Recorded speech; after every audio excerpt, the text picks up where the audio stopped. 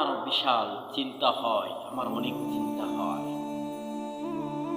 আমি কখন মারা যাই, আমি কখন কবরে চলে যাই।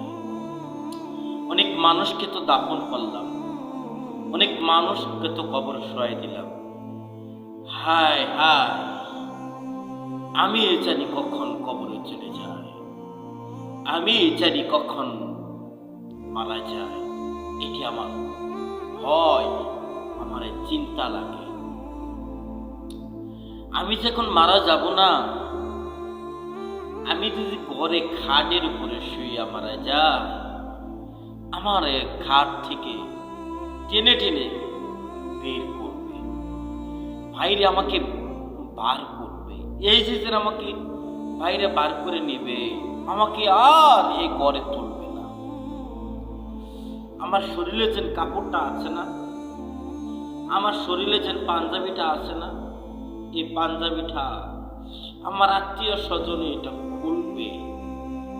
আমার এই কাপড়টা আস্তে আস্তে খুলবে আমার আত্মীয় স্বজনে। আমি তাকায় থাকবো, আমি কথা বলতে পারবো না। আমি এই কথা বলতে পারবো না, তোমরা আমার কাপড় খুলো কেন, আমি এই কথা বলতে পারবো না।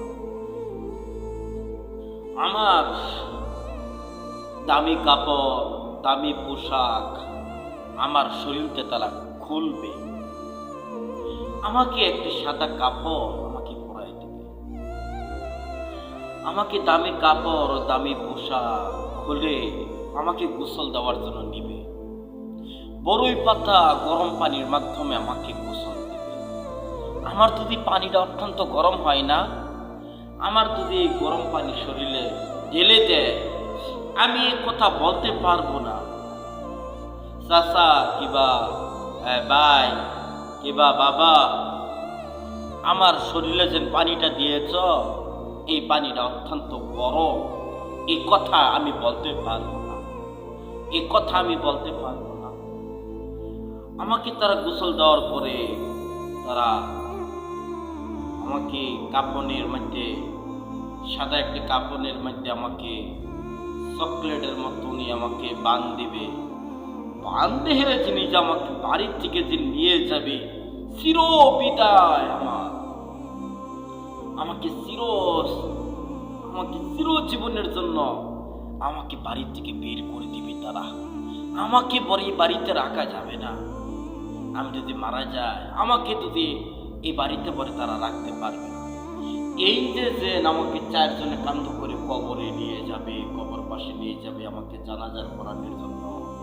আর অনেক মানুষ ছুটে ছুটে আসবে আমার জানাজার করার জন্য। অনেক মানুষ আমার মুখ খুলে দেখবে, কিন্তু আমি কোনো কথা বলতে পারবো না। মানুষ জানাজার করানোর পর তখন আমাকে কবরে শোয়াই দেবে। আমি এই কথাটা বলতে পারবো না। তোমরা আমাকে মাটির মধ্যে শোয়াচ্ছ কেন? আমাকে এখানে একটি লেপ, আমাকে এখানে একটি তুষক দাও, আমাকে এখানে একটি জাজিম দাও, আমাকে জাজিমের মধ্যে শোয়াই দাও। আমি এই কথাটা বলতে পারবো না।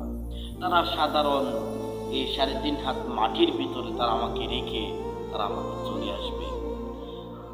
তারা আমাকে কবরে রাখার পরে উপরে বাঁশ দিবে, বাঁশ দেওয়ার পরে মাটি দিবে। আমি কথা বলতে পারবো না। তোমরা আমাকে মাটির মধ্যে রাখার পরে আমার উপরে বাঁশ দিলে কেন, আমার উপরে মাটি দিলে কেন, আমি কথা বলতে পারবো না। কিন্তু আমি আপনাদেরকে বোঝাতে চাচ্ছি, এই পৃথিবীর কোনো মানুষ আপনার আপন নয়। এই পৃথিবীর কোনো মানুষ আপনার আপন নয়।